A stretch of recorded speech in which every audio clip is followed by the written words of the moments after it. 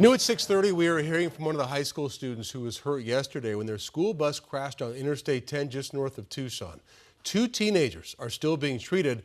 One of them actually had to have their hand amputated. 12 News journalist Chase Golightly has been following this story now for the past 24 hours. And Chase, this student that we're hearing from says that kids were being thrown all over the bus when this happened.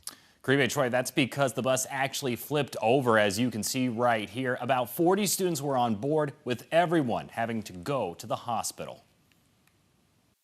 It just happened so fast. Georgina, a high school student from Kingman, covered in bruises and cuts from when her school bus crashed. When the bus moved, it just felt so quick and I fell on the ground. Our NBC affiliate in Tucson speaking with Georgina, who asked to remain anonymous. She was one of about 40 high schoolers on their way to Tucson for a Future Business Leaders of America competition. I was performing at 2 events. They were only a half hour away when Arizona DPS says this gray SUV, driven by 30-year-old Nicholas Rodriguez, crashed into them on I-10, flipping the packed bus.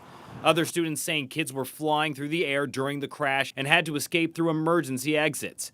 Georgina remembers several drivers getting out of their car to help. People from Phoenix, from Tucson, from the community stopped by and started to help us out. They are really nice people. She, along with 20 other students and 4 adults, were taken to a nearby hospital for treatment. Georgina's mom, Lyra, thankful her daughter is okay. She didn't have a lot of injuries, but we saw a lot of kids that got it a little bit worse than her. Some, like Georgina, were bruised. Others had serious lacerations.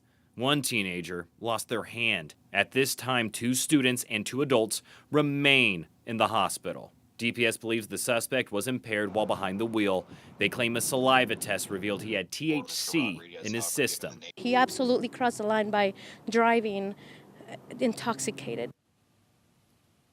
I've been told all other students and adults injured in this crash have been released from the hospital, with many back home in Kingman recovering. We're live in the studio. Chase Golightly, 12 News. Chase, thank you.